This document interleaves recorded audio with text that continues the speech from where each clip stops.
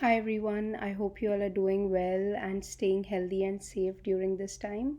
This is Radhika here again, and this video is going to be about 5 practical to dos before leaving a narcissistic situation.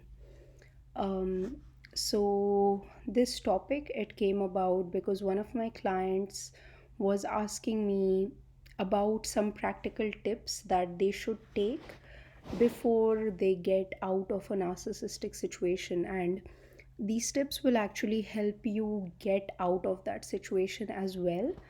And this is like kind of like planning that you should do before you want to get out of either living with a narcissistic person or a relationship with them.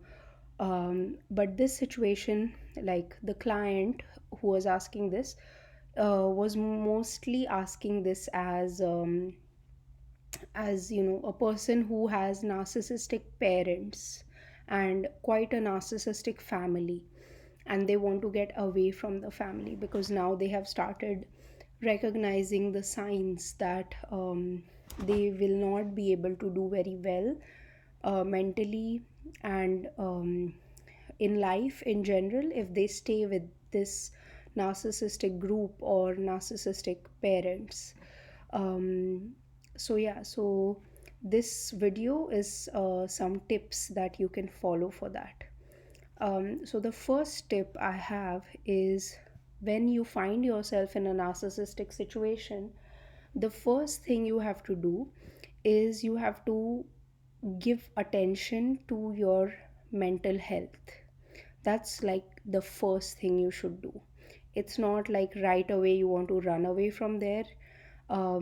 Even if that it feels like that's the first thing you should do, it might end up in a bad situation if you don't have things planned for yourself. So I would say the first thing you should do is, even if when you are in that situation, try to get support for your mental health. So that can be like read about narcissism or watch YouTube channels or healing videos or videos that help you, videos that help you understand, that help you build your stamina or build your courage or your grit or your strength to be in the situation that you are in. Videos that help you survive and thrive in that situation, and that help you become more determined in who you are. And then that is the first step, because you want to take all the next steps that you take from a place of being mentally stable. Now obviously if you're in a bad narcissistic situation, you're not going to be like the best amount of stable you can be. But what I mean is, you should not do things from a triggered mind state, because those things might not have very good results for you in the future. So don't do anything while you are triggered. First you try to take care of your mental health and build your stamina, build your determination, build a plan for yourself, and get your mental state in a healthy state. Get your mental stability, and then you make the next steps whatever you want to take. So that I would say is really the first thing, because everything manifests from your brain at an energetic level. So if you are in a fear vibration, if you are in a um, hurtful, angry, revenge kind of a vibration, the things that you're going to manifest are not going to be really good for you. So just just be aware of that. Then the second step you can take is think about your financial stability. So since this is a very practical video, you have to have a plan about where you will live, where how you will eat, how you will get your food, how you will go about like paying your expenses, how you will continue your education, um, and basically all these things, like how will you buy clothes, how will you buy all these utilities you need. So you need a good actual financial plan for these things when you're actually uh, thinking about moving away from such a situation. Hi, sorry guys, I just got interrupted by my son, so I had to record this part again. So, yeah, the second point is financial stability. So, you need to have like something saved up so that when you move out of the situation, you can sustain yourself for at least like 6 to 8 months without starting the new thing that you plan to start.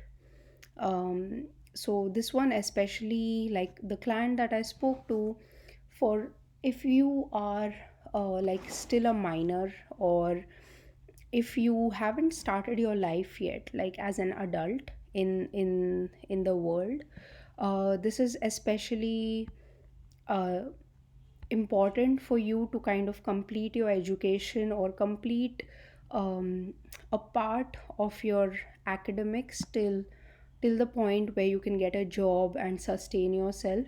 So unfortunately, till that time, I think the best thing would be to live with this narcissistic person or family and kind of try to use like coping mechanisms or avoidance strategies, or other tools and techniques to kind of get by before you can get a job and you can leave this situation, or you can become an adult and leave this situation. So yeah, that is the second aspect, that is financial planning. So you have to plan for your finances so that you don't you it shouldn't be like you got out of a bad situation and into another bad situation. So when you get out of this, you need to have like some sort of a plan. It might not be like the best plan, but you can sustain yourself for the next 6 to 8 months at least. Then the third point is future planning. So, if you were in a situation where you were financially dependent on the narcissistic person or the narcissistic clan, then you need to plan that what are you going to do for your financial independence after you leave this narcissistic situation or this narcissistic person. How are you going to sustain yourself? So for this, you will have to think that what skills do you have, what tools, techniques do you know, which can help you build your own career, your own financial independence, or any plan that you want to that you have to live your life. It could be like you offer some services online and then you maybe grow your own vegetables, or you do container gardening, something like that, something to sustain yourself, um, so that you can live a good life and then grow in that life. In So you should have like at least a year planned ahead, like these are the things that I want to do. And you can also start preparing for those things while you are in the narcissistic situation itself. Like you can make your resume, you can take some online courses, you can do some research to know what jobs you can get. You can try to give a few trial interviews, you can reach out to some people, talk to some people, kind of get as they say, get your ducks in a row, and just start on that process while you are still with this narcissistic person. And that will also help you kind of, even in this bad situation, focus more on yourself rather than all the narcissistic people around you and the things they are doing, the games they are playing, etc. So yeah, that's point number 3, that is planning for the future. Then point number 4 is just while so let's say you have already done points 1, 2, and 3, and you have already taken the step of moving out of the narcissistic person's life or the situation, and you have started your new life. Now, what usually happens is when people take this big step, it is a very big step to do this. So often there is like a lot of good feeling, like exaltation and happiness that comes when you do this.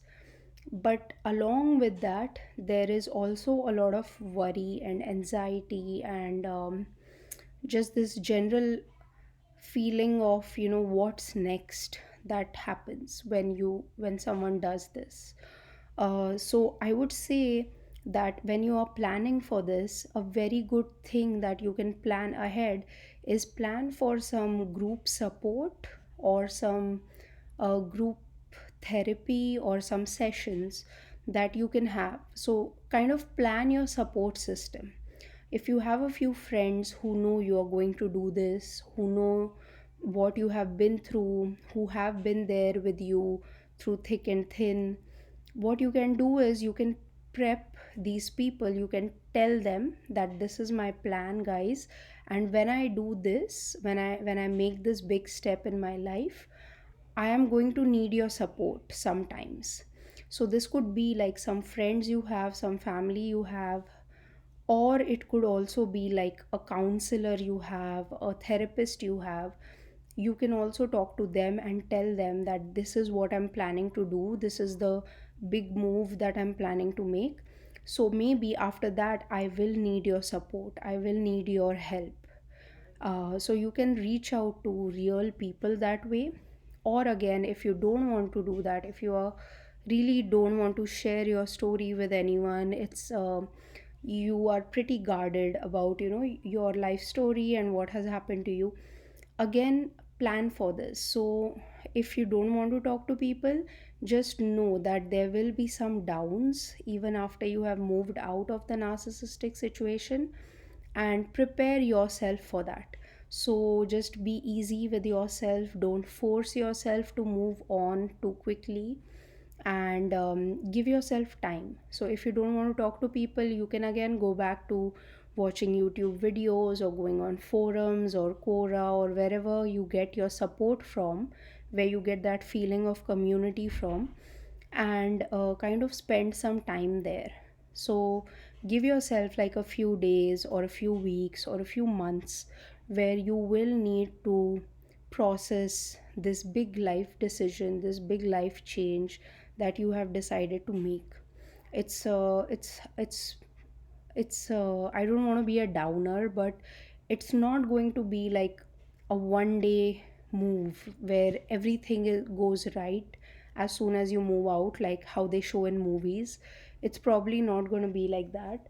It'll be like many struggles along the way where you are still trying to find your feet, where you still feel, did I do a mistake, did I do the right thing, etc., etc.